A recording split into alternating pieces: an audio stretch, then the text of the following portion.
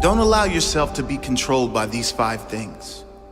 Many people spend their life at the mercy of circumstances, living at the mercy of what happens to them, living at the mercy of other people, not living in the present because they are stuck in the prison of their past. If you want to live a great life, don't allow yourself to be controlled by any of these things.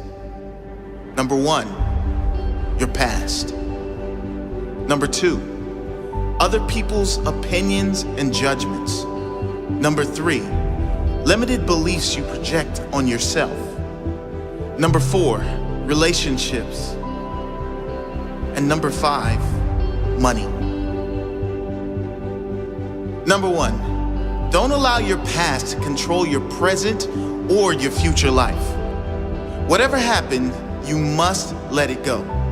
Leave the pain of your past behind so it cannot ruin your future. Leave the darkness of your past behind so it cannot block the light of your bright future. Your past is gone. Whatever happened, whether unjust, cruel, harsh, whatever the case, reliving the events will never do you any good. If someone did you wrong, the only way you can win is if you let go and move on. If you live in hate, they win. If you live in the victim story, they win. If you want to win, you must focus on building your future and start right now. Release that weight from your back so you can be free. Don't allow events from the past which are now gone to ruin this moment, which is perfect. This moment, which is now to enjoy, which is ready for you to live fully. Number 2, don't allow other people's opinions and judgments to control the direction of your life. The need to fit in and feel wanted can cause you to travel down paths you don't want to travel. People pleasing is a curse that should be avoided at all costs. Before you do anything, ask yourself, am I doing this because I want to do it? Or because of my fear of judgment from others if I don't? You were born unique for a reason. You were born to stand out, to be appreciated and loved for who you are. Don't dim your light so you fit into the dull background of other people's lives. Shine bright as you are. Those who really care for you will see that light and shine with you. Number 3, don't allow your life to be controlled by your own limited beliefs. Now, a warning with this one. These beliefs may be conscious, but more than likely, they're unconscious. They may be unconscious limitations that have been conditioned in you from a young age and throughout your entire life by listening to those around you who never reach for their own dream. Notice your own limited beliefs and tell them to shut up. There is nothing you cannot do, nothing you cannot have, and no one you cannot become if you believe in yourself. If you believe anything is possible, guess what? Anything is possible. When you change your belief from limited to unlimited, your potential is unlimited. Imagine what you could achieve if you lived your life as though anything is possible, as though miracles are a standard requirement of every day. As the saying goes, when there is no enemy within, the enemy outside can do you no harm. When you have nothing inside holding you back, there is nothing outside that can hold you back either. Your entire life will change the very instant you decide to change your mindset. The instant you decide to see everything as a gift. When you decide to see every circumstance and challenge as a blessing rather than a curse, the very instant you become conscious to the fact that everything in it is as it should be. And know that fighting what is insane. Number 4, relationships.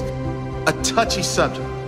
But if you are always needing another to be happy, to feel complete, then you are always one moment away from a breakdown if that person leaves you, or unhappiness if the relationship you are in is not going well.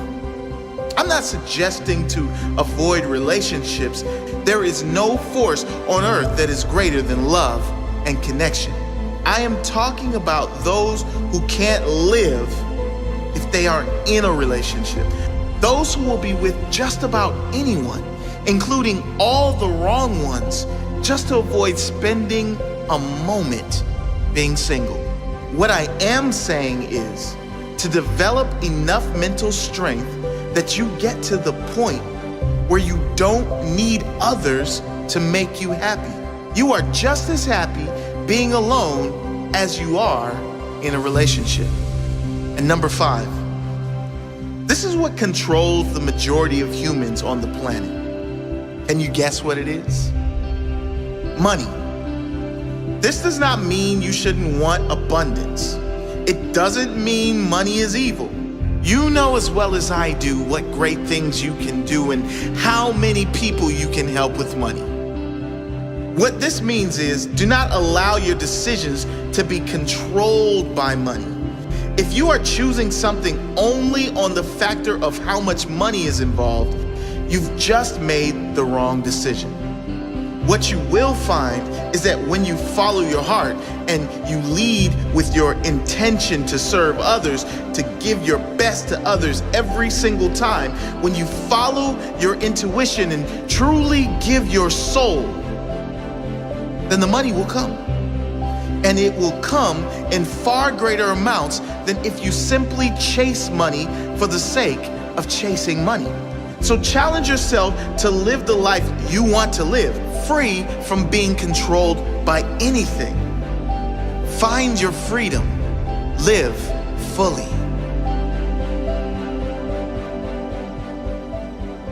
You know what's really tough? Loving people for who they are. Not who we want them to be. Not who we think they can be. But loving them exactly as they are today. It's tough because we have our own expectations by which we measure others. We focus so much on whether the other person is meeting our standards that we forget to love them for being uniquely flawed and evolving, just like ourselves. Perhaps at a different pace, in a different place. But when we actually succeed, when we love someone for who they are, we see how quickly they transform into the greatest, most inspired version of themselves. You see, the truth is that we don't know a thing about the silent battles fought by those we admire. Battles that are perhaps compensated by the very bravado we respect. We do not see the pain hidden behind their smile. We don't see the suffering and loss they've endured. But more importantly, we do not know what wisdom is hidden in the hearts of those who go unnoticed. Recognizing this humanizes our role models, flattens our egos, and gives us reason to treat every person with compassion and kindness. The most broken people have taught me more about life than some teachers ever could. They taught me hope. Now, one of my favorite things to do is give that hope to others. To understand their fears and assure them that their dreams are much more powerful than their demons. To dissolve their insecurities and remind them that they don't have to have it all figured out in order to move forward. These things are my favorite, not because I have more to share than anyone else, but because it is so often that I myself need to hear the words I speak. By offering hope to others, I develop hope for myself. See, the reality is that no matter how insightful someone may seem, they are equally clueless. Enlightenment begins here, with the sobering reminder that there are no masters in life, only helpers. So be a helper, inspire someone, empower their soul. Awakening to this journey is the treasure. It is the only treasure. Because cemeteries are not just where we bury those who have passed, but also where we entomb the treasures of our future. Think for a moment of all the untapped wisdom and love. Think of all the books that will never be written, hugs that will never be given, and dreams that will never come to light. In this light, the cemetery is the most valuable place on earth, for it is here where our regrets come to rest. Think of this when that voice in your head says you're not good enough or convinces you to start tomorrow instead of today. Think of this when you're holding a grudge. Think of how fortunate you are to have another day to share your gifts with the world. If for no other reason, think of this, be humbled by this, before you do the things you wish. I assure you, if you think as often as you should, you'll never postpone another day. So think, and spend every ounce of your life in the passionate pursuit of that which moves your soul. Let your treasure be known.